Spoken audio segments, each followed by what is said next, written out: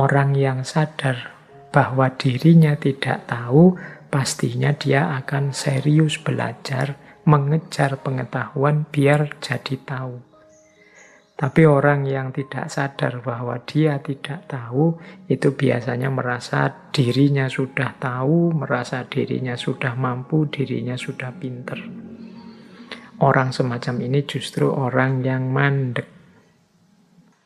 Kalau kita tidak cerdas, tidak kritis mencari informasi, mungkin kita akan banyak keluar biaya, banyak keluar tenaga. Harusnya butuh data hanya 5, kita bisa mencari 10, 20. Karena kita tidak mampu menyeleksi sampai ketemu yang 5 tadi, akhirnya semua dikumpulkan saja. Nah, ini malah menyusahkan.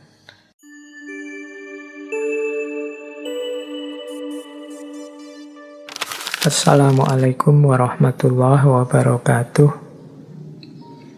Bismillah teman-teman, mari kita lanjutkan, mari kita ngaji lagi.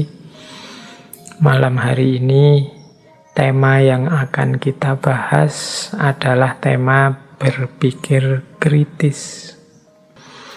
Ini tema-tema yang rasanya kita sudah merasa ngerti, sudah merasa tahu.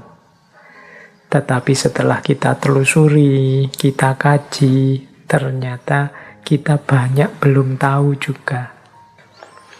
Ini berarti selama ini kita hanya merasa saja. Merasa tahu, padahal sebenarnya belum tahu. Mungkin dalam banyak hal kita ini kondisinya seperti ini. Padahal menurut Imam Ghazali, di antara kategori hubungan antara manusia dan pengetahuan, ada manusia yang paling bahaya, yang harus kita tolak, yaitu orang yang merasa tahu padahal dia belum tahu. Kalau orang tidak tahu dan dia juga sadar tidak tahu, ini aman, tinggal diberitahu. Tapi kalau orang yang tidak tahu dan merasa tahu, ini orang yang bahaya.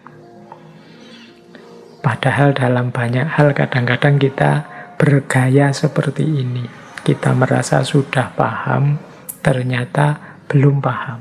Kita merasa sudah tahu, ternyata wawasan kita masih sangat sedikit, masih sangat sempit. Oleh karena itu, semoga ngaji-ngaji semacam ini, seandainya tidak meningkatkan kapasitas intelektual kita secara luar biasa, seandainya hanya menyadarkan saja kita bahwa ternyata kita itu banyak tidak tahunya daripada tahunya, ini menurut saya sudah alhamdulillah. Bahkan para filosof seperti Socrates dulu kan juga menyatakan sesungguhnya kebijaksanaan itu terletak pada kesadaran bahwa aku ini sebenarnya tidak tahu. Orang yang sadar bahwa dirinya tidak tahu, pastinya dia akan serius belajar, mengejar pengetahuan biar jadi tahu. Tapi orang yang tidak sadar bahwa dia tidak tahu, itu biasanya merasa dirinya sudah tahu, merasa dirinya sudah mampu, dirinya sudah pinter. Orang semacam ini justru orang yang mandek.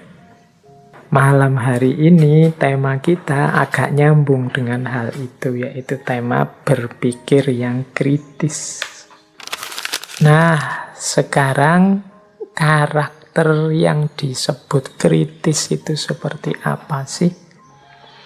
Nah, jadi kritis itu ketika seseorang mampu berpikir, kalau di situ saya tulis 6. Yang pertama logis, yang kedua objektif, yang ketiga independen, yang keempat komprehensif, yang kelima kreatif, yang keenam argumentatif. Jadi logis itu ya masuk akal, tidak tabrakan dengan prinsip-prinsip logika. ini orang kritis. Kalau ada yang tidak logis, ya orang yang berpikir kritis akan bisa mendeteksi, oh ini tidak logis. Tadi malam katanya sakit parah, sekarang kok sudah jalan-jalan ke luar negeri dan seterusnya. Ini tidak logis. Pasti ada yang salah di situ. Oke, itu ciri pertama. Jadi ini kalau akal kita terlatih dengan berpikir logika, insya Allah kita bisa mendeteksi ada yang tidak logis. Meskipun mungkin harus diteliti dulu, tapi secara intuitif kita merasa ada yang tidak logis, ini ada yang keliru. Yang kedua, objektif. Objektif itu berarti, ya mudahnya objektif itu, pemikir yang kritis itu ya menjelaskan, memaparkan sesuatu tanpa dia mengintervensi. Kalau orang yang menjelaskan mengintervensi nanti hasilnya subjektif. Tapi objektif itu ya A dibilang A, B dibilang B. Tinggi dibilang tinggi, rendah dibilang rendah. Itu objektif namanya. Pak, apa bisa Pak orang itu objektif? Manusia itu kan selalu subjektif. Ini kadang-kadang ada yang bertanya ke saya seperti ini. Ya, kalau ditelaah secara sangat mendalam, nanti ya ketemunya bahwa ya orang itu nanti jatuhnya selalu kalau pandangan ya pandanganku, kalau pemahaman ya pemahamanku. Dan ini kan sifatnya subjektif.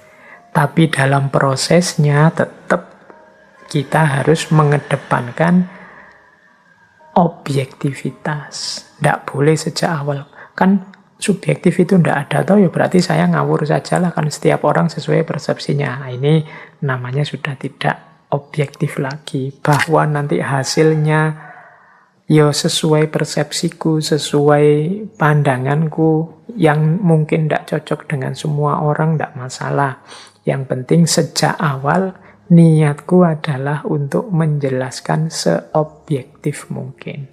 Aku sudah berusaha untuk diriku tidak ikut campur dalam penjelasan ini, menjelaskan apa adanya. Nah, itu objektif. Bahwa nanti hasilnya ya agak masuk-masuk dikit subjektivitasnya, ya itu manusiawi. Tapi tidak boleh sejak awal niatnya niat subjektif. Pokoknya ini kan hakku, jadi aku menyimpulkannya suka-suka aku. Nah, ini berarti sejak awal memang tidak niat menemukan kebenaran. Yang ketiga, independen. Independen itu lanjutannya objektif tadi. Tidak bias, tidak dipaksa orang, tidak dipengaruhi orang. Memang hasil temuannya sendiri tanpa disetir oleh apapun atau siapapun. Ini namanya independen. Yang keempat, komprehensif. Komprehensif itu ya utuh, dilihat semua, direnungi semua, dipikirkan semua, tidak milih-milih. Tidak hanya melihat bagian ini saja atau bagian itu saja, tidak, komprehensif. Misalnya membahas tokoh siapa, ya dilihat komprehensif. Tidak bias, berarti tidak independen atau dipilih-pilih. Saya milih bagian ini saja, saya milih bagian itu saja. Nanti sebenarnya ini orang baik, tapi untuk kepentingan penelitian saya ya harus saya pilih bagian jeleknya saja. Biar aku tesisku tidak gugur, biar hipotesisku benar. Nah, ini berarti tidak komprehensif, dia milih-milih. Kemudian yang kelima, kreatif. Dan yang keenam, argumentatif. Kreatif itu kemampuan memproduksi gagasan-gagasan baru. Kalau argumentatif itu menyatakan apapun punya alasannya, punya dasarnya, tidak ngawur. Itu argumentatif. Jadi kalau teman-teman menyampaikan sesuatu, terus orang banyak alasannya apa, dasarnya apa. Nah, kalau kita bisa menjawab, berarti kita itu orang yang argumentatif. Bisa memberi argumen. Kalau ngomong berarti tidak ngawur. Kalau kreatif itu biasanya mampu menampilkan konsep-konsep baru, temuan-temuan baru, gagasan-gagasan atau ide yang baru, yang jadi alternatif jawaban dari problem yang kita hadapi. Itu kemampuan, tergolong kemampuan kritis juga. Jadi ternyata kritis itu logis, berarti yang tidak logis tidak masuk kriteria kritis. Objektif berarti kalau sejak awal sudah tidak objektif untuk kepentingan-kepentingan tertentu, ya perlu dikritisi. Kalau sudah objektif, sudah kritis.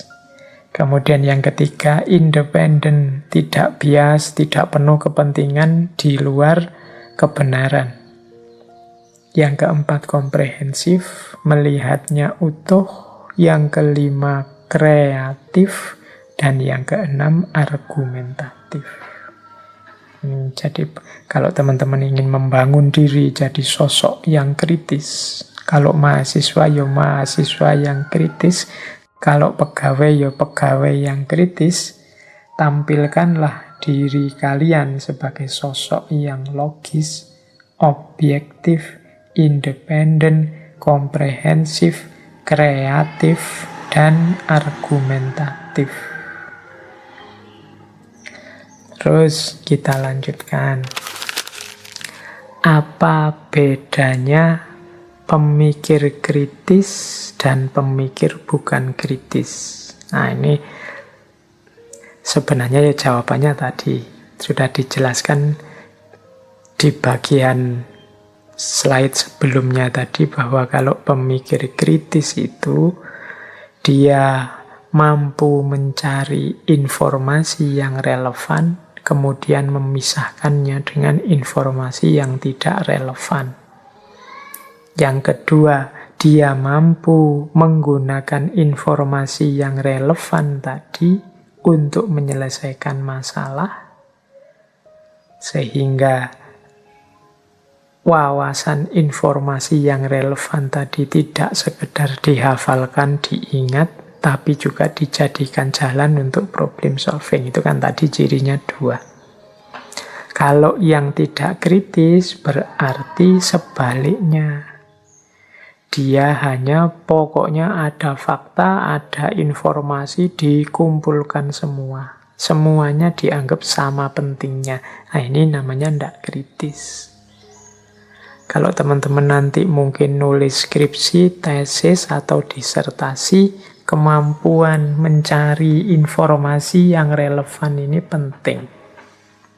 Kalau kita tidak cerdas, tidak kritis mencari informasi, mungkin kita akan banyak keluar biaya, banyak keluar tenaga. Harusnya butuh data hanya 5, kita bisa mencari 10-20. Karena kita tidak mampu menyeleksi sampai ketemu yang 5 tadi, akhirnya semua dikumpulkan saja. Nah, ini malah menyusahkan. Akhirnya kita keberatan dan nulisnya akhirnya lama. Karena kita tidak pintar mencari dan memisah mana informasi yang relevan dan tidak relevan. Ini menunjukkan kita kurang kritis. Cirinya yang bukan kritis yang kedua adalah tidak melihat, menangkap, atau mampu mengolah masalah inti. Ya karena dia hanya menghafalkan fakta, menghafalkan informasi, akhirnya tidak mampu mengelola persoalan, tidak mampu menyelesaikan masalah. Bisanya kan cuma reseptif, menerima informasi, menerima wawasan dari yang lain. Nah, ini juga ciri kalau kita teorinya banyak, konsepnya banyak, hafal hikmah-hikmah di mana-mana, tapi tidak bisa kita terjemahkan dalam kehidupan sehari-hari untuk menyelesaikan masalah-masalah kita, kemungkinan kita memang kurang kritis. Nah, jadi kemampuan kritis ternyata penting. Ya saya ingat ngaji filsafat kita ini sudah hampir 300 mungkin ya, sudah 290-an mungkin sekarang seri. Oh, itu kan sebagai sebuah informasi mestinya dia sudah sangat banyak, sudah meludak kemana-mana, itu sebagai bentuk informasi loh. Tapi teman-teman sebagai pemikir yang kritis harusnya mampu memilah mana yang relevan, mana yang tidak relevan. Oh, gagasan tokoh ini luar biasa sih, tapi untuk kehidupanku di Indonesia hari ini tidak terlalu relevan. Ada sisi-sisi yang tidak cocok diterapkan. Nah, ini kemampuan kritis. Wah, Indonesia kita ini, situasi di sekeliling kita ini sekarang ada problem ini. Solusi yang tepat menurut saya ya teori ini, dari tokoh ini, yang saya sudah paham sebelumnya. Mari kita wujudkan teori ini. Nah, itu namanya kemampuan kritis. Jadi mampu memilah-milah. Saya tidak akan bilang bahwa 290-an sekian ngaji filsafat itu semuanya penting dan relevan. Pasti ada sangat banyak wawasan yang tidak relevan untuk hidup kita.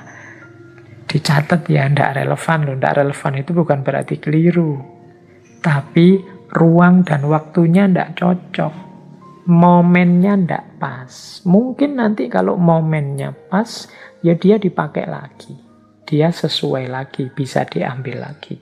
Makanya istilahnya relevan. Jadi bukan informasi yang salah, tapi informasi yang tidak relevan. Tidak relevan itu untuk menyelesaikan masalah kita hari ini, untuk problem kita hari ini, dia tidak bisa digunakan. Itu namanya tidak relevan. Tapi kalau bisa digunakan, namanya relevan. Yang tidak digunakan bukan berarti salah. Mungkin dia cocoknya untuk situasi yang lain. Jadi inilah bedanya pemikir kritis dan pemikir bukan kritis. Teman-teman boleh mengidolakan siapapun, teman-teman boleh mengikuti tokoh yang disukai siapapun, tapi semoga tetap kritis. Kritis itu tadi kemampuan memilih data yang relevan. Kok ada dari tokoh yang saya kagumi, Pak, ini beberapa gagasannya tidak relevan dalam hidup saya. Ya, diingat-ingat saja, tidak relevan itu bukan berarti salah. Tapi gagasan itu untuk situasimu hari ini, saat ini tidak cocok. Kan itu saja. Mungkin besok kalau situasinya berubah, dia cocok lagi, sesuai lagi. Oke, jadi itu ya bedanya kritis dan tidak kritis. Ada beberapa perilaku atau sikap yang harus kita hidupkan saat kita melakukan aktivitas berpikir kritis. Ini seperti dialog kemarin ya, saya bagi 3. Perilaku kritis sebelum berpikir, perilaku kritis saat kita berpikir, dan perilaku kritis setelah kita berpikir. Oke, ambil nafas sebentar. Boleh minum kalau yang sudah menyiapkan minum. Nah, sebelum berpikir, ini semoga kita bisa menghidupkan perilaku-perilaku yang positif ini. Jadi sebelum berpikir itu maksudnya ya sebelum kita masuk ke ranah berpikir kritis. Yang pertama apa? Terbuka. Openness. Terbuka itu berarti kita mau menerima masukan, menerima data dari mana saja. Jadi menggali informasi seluas mungkin. Kadang-kadang kita menyampaikan cara berpikir mbok kita ini yang terbuka, yang inklusif itu. Kalau diucapkan enteng, tapi begitu dijalani prakteknya agak susah. Apalagi keterbukaan terhadap orang atau kelompok orang yang kita benci. Itu biasanya kita sudah sama sekali mata dan telinga kita tertutup. Jadi pokoknya kalau dari dia atau tentang dia pasti salah dan jelek. Nah ini ya berarti kita tidak bisa menghidupkan kualifikasi yang pertama. Berarti kita akan sulit nanti untuk berpikir yang kritis. Orang kritis itu ya harus terbuka. Informasi dari mana saja dipersilahkan masuk. Meskipun juga tidak kok terus masuk itu terus diterima, diikuti. Ya enggak. Tapi sebagai informasi, sebagai data untuk diolah. Nanti diputuskan.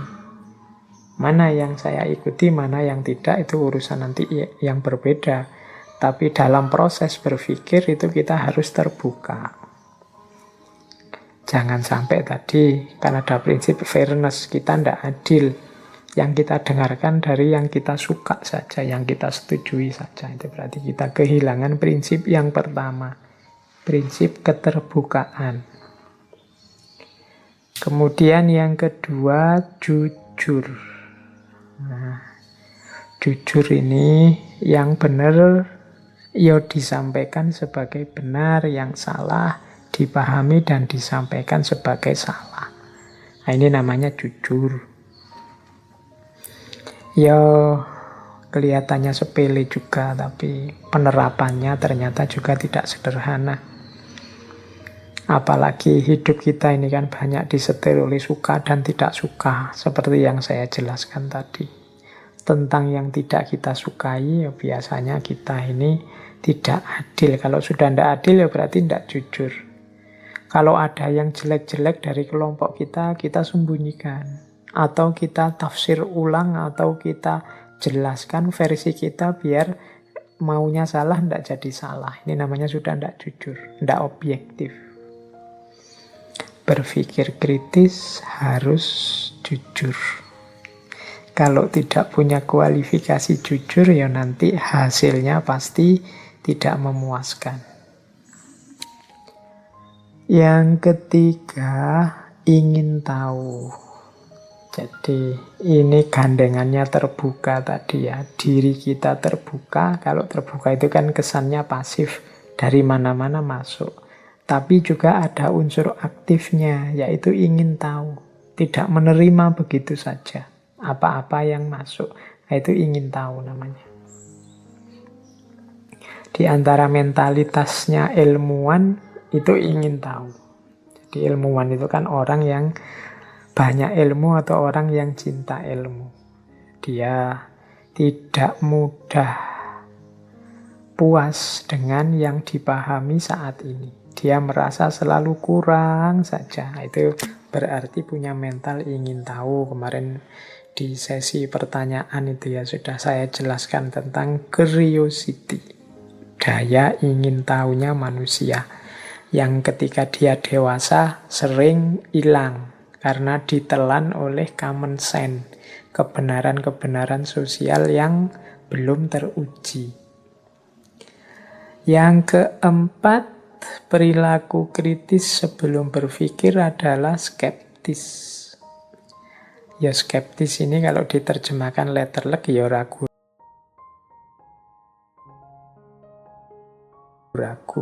Maksudnya meragukan.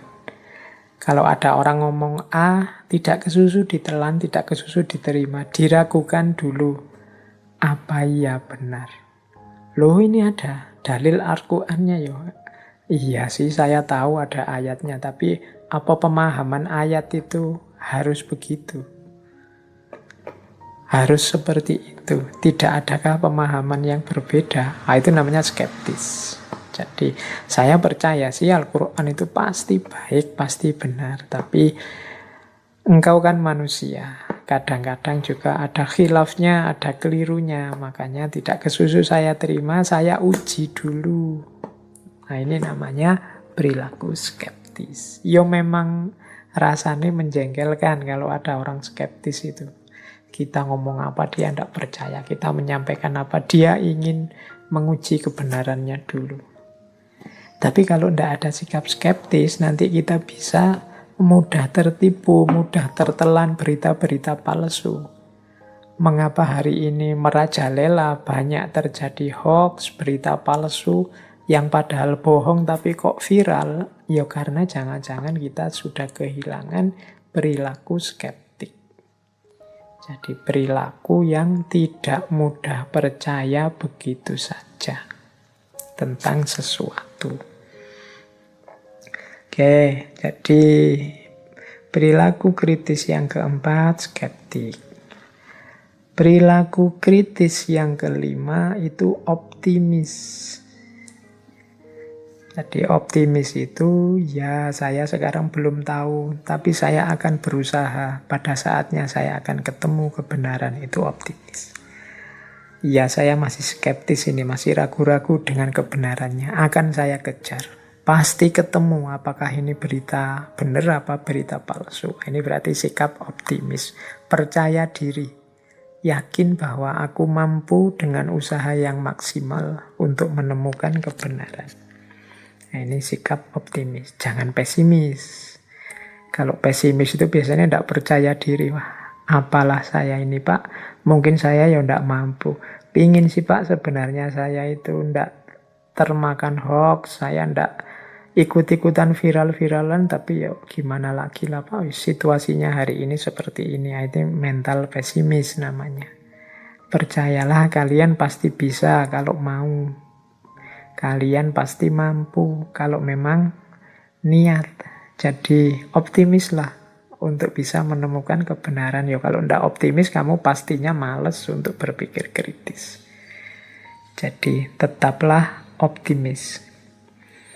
Kemudian selain optimis adalah berani. Jadi berani ini kalau di situ saya tulis diutamakan berani. Kalau memang salah, yang kalau pakai peribahasa sih berani karena benar, takut karena salah. Cuma yang dimaksud di sini berani untuk menanggung resiko salah.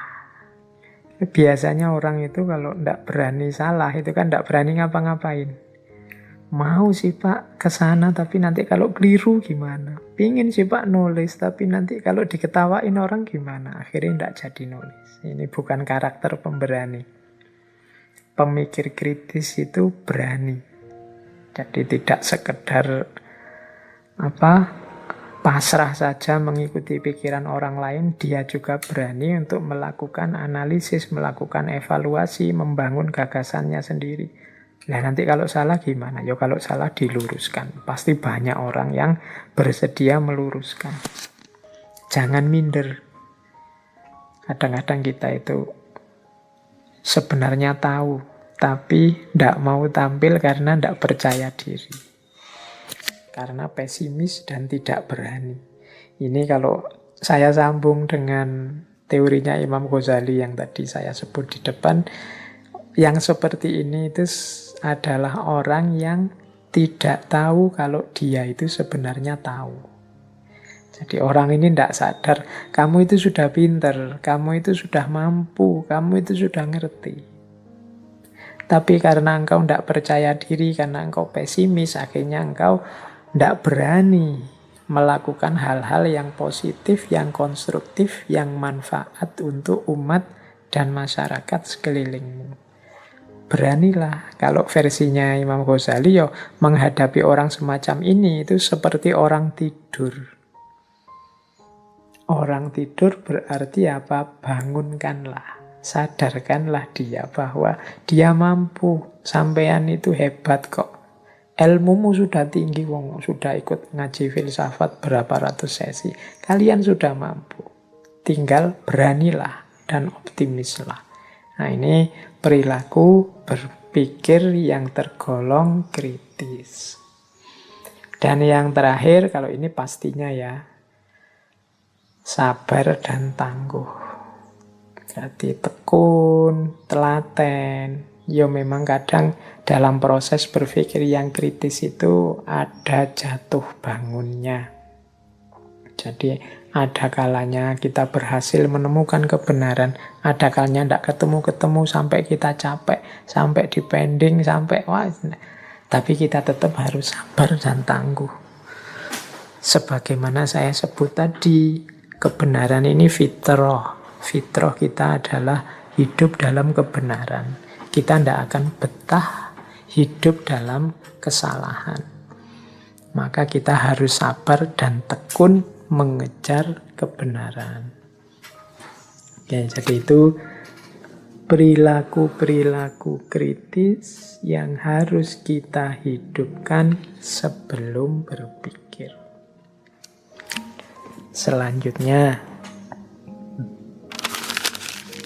kalau ini perilaku kritis saat berpikir.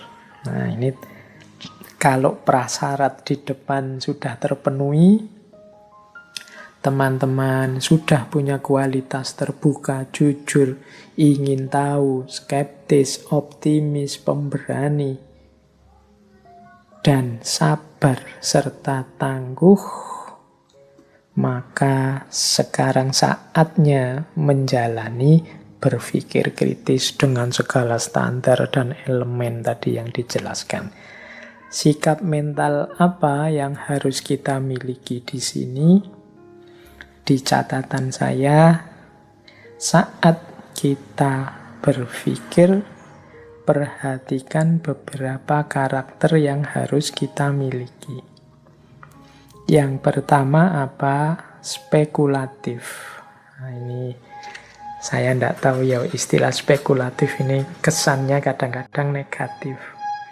Seolah-olah spekulatif itu orang yang hanya coba-coba, tidak serius. Ya, padahal yang dimaksud di situ spekulatif itu mungkin dekat dengan yang namanya daya pertimbangan, yaitu kemampuan menampilkan alternatif-alternatif jawaban yang mungkin untuk menyelesaikan masalah. Itu namanya spekulatif. Jadi kalau ada masalah A, oh ini mungkin jawabannya B. Mungkin juga jawabannya C. Jadi kemungkinan jawabannya ini ada 3, Pak, 4. Kalau jawaban A, kelebihannya ini, kekurangannya ini. Kalau jawabannya B, kelebihannya itu, kekurangannya itu. Nah, ini namanya kemampuan spekulatif. Kalau menurut filosof yang namanya Gadamer, ini lebih ke kemampuan pertimbangan. Jadi menampilkan alternatif-alternatif jawaban yang mungkin. Kalau orang Jawa biasanya pakai istilah nalare dawa. Orang yang kemampuan spekulasi, kemampuan pertimbangannya rendah disebut nalare cupet. Jadi nalare cupet itu kemampuan spekulasinya pendek. Kalau ada masalah dia tidak bisa menampilkan banyak alternatif jawaban. Atau tidak berani, atau tidak mampu.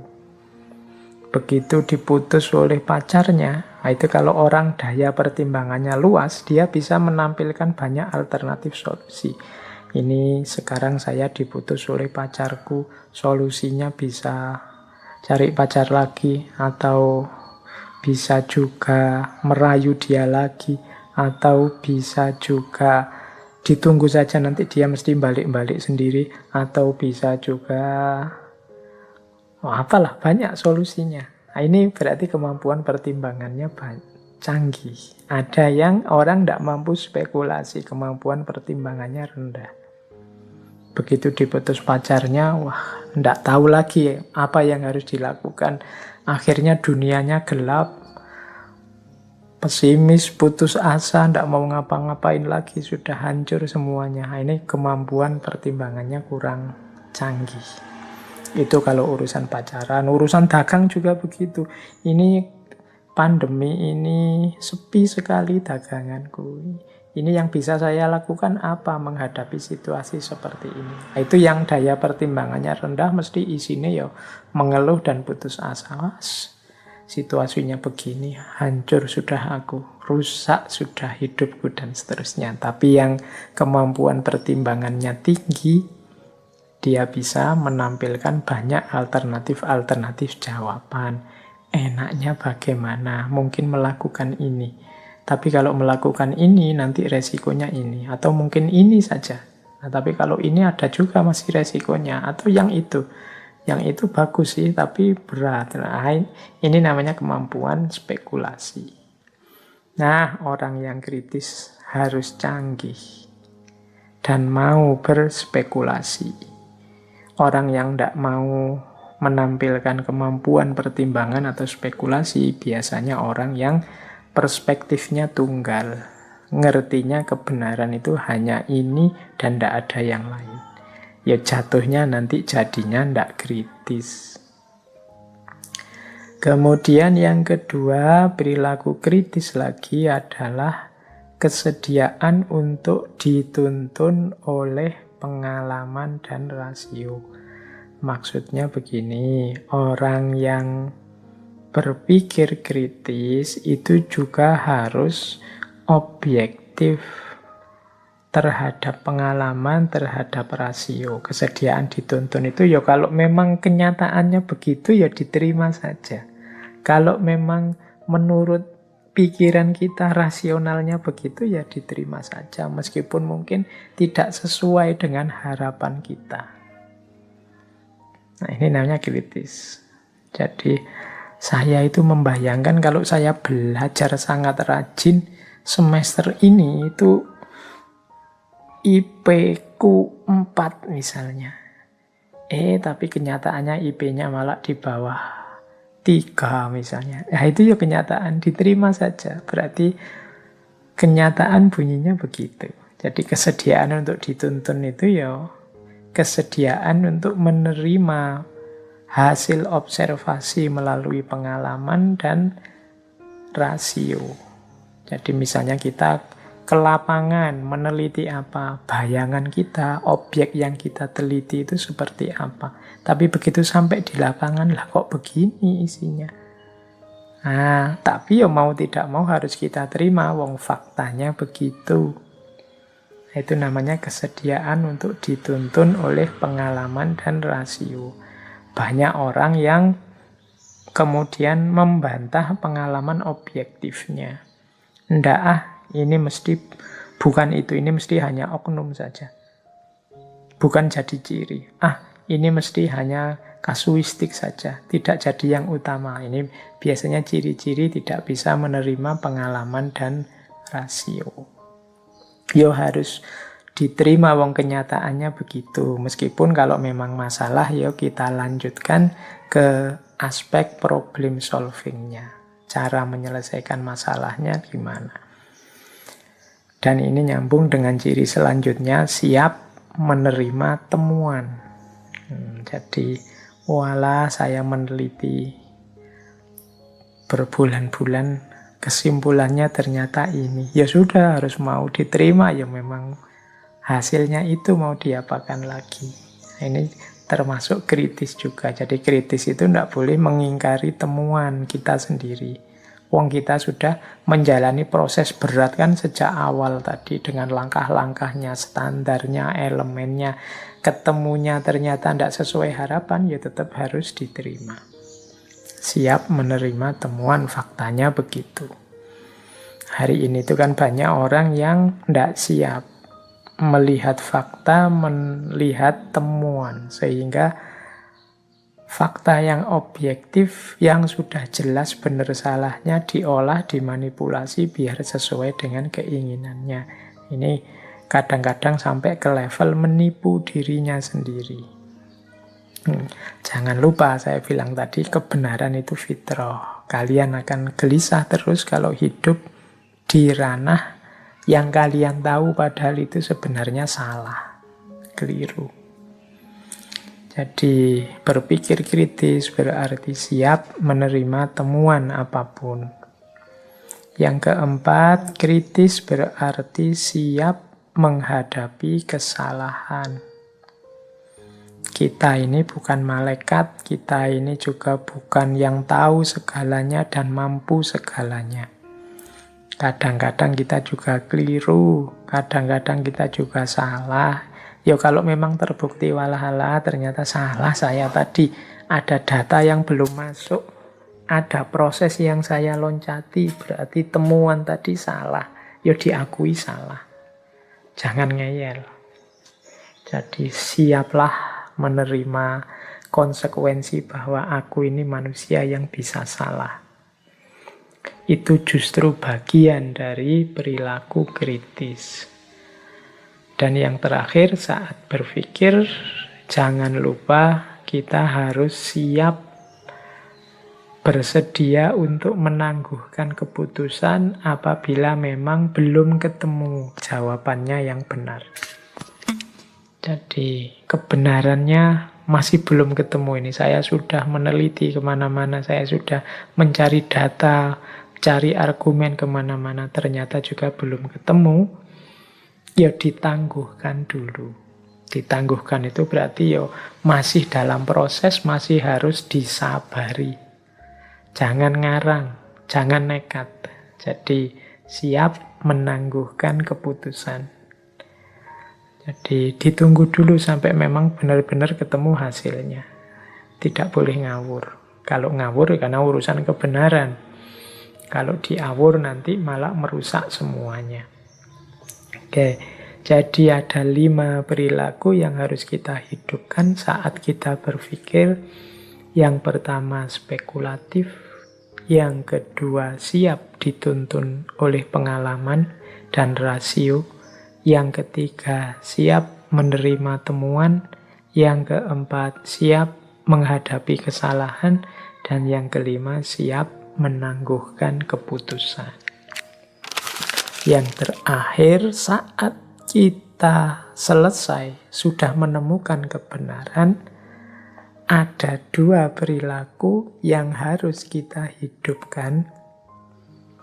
Yang pertama adalah toleran, dan yang kedua adalah tentativity. Toleran itu berarti kesadaran bahwa sangat mungkin orang lain menemukan kebenaran yang tidak sama dengan yang saat ini aku temukan. Dan tetap aku hargai temuannya, hasil jeripayahnya. Itu namanya toleran. Jadi menurutku kebenaran yang cocok itu ini, dan dia mungkin saja punya kesimpulan yang berbeda dengan aku, tapi tetap aku menghargainya. Meskipun aku tetap yakin yang benar ya kebenaranku. Ini namanya toleran. Jadi orang yang tidak mampu toleran itu nanti biasanya yang dikembangkan perilaku konflik. Jadi toleransi ini mempertimbangkan situasi yang beragam, kondisi yang tidak sama, pemahaman yang berbeda antar manusia. Yang kedua, tentatif. Tentatif itu kesadaran bahwa yang aku temukan sebagai kebenaran saat ini itu ya sesuai batas-batasku. Dan juga pastinya tidak terlepas dari kekurangan-kekuranganku. Maka kebenaran yang aku temukan saat ini itu ya bukan sesuatu yang mutlak. Saya yakini hari ini yang benar ini, tapi kalau besok ada fakta baru, data baru, argumen baru, dalil baru yang lebih kuat, ya saya ikut yang lebih benar dengan argumen yang lebih kuat. Nah, ini namanya tentativity. Jadi tidak memutlakkan pandangannya sendiri. Nanti ada tokoh kajian Islam kontemporer namanya Muhammad Arkun yang mengkritik gaya beragama manusia hari ini itu banyak yang kehilangan kesadaran tentatif. Sehingga akhirnya mereka menyembah pikirannya sendiri atau mensakralkan pikirannya sendiri. Kalau dalam bahasa Arab ini menggunakan istilah takdisul afkar, sakralisasi pemikiran. Karena dia tidak siap untuk berubah. Tidak menganggap bahwa pikirannya itu mungkin saja keliru. Dianggapnya pasti baik, pasti benar. Sehingga disakralkan meskipun ada bukti, data, pendukung argumen yang baru yang menunjukkan itu keliru, tidak diakui sebagai keliru. Baik, semoga teman-teman bisa menangkap dan menghidupkan perilaku sebelum berpikir, perilaku saat berpikir, dan perilaku setelah menemukan kebenaran setelah berpikir.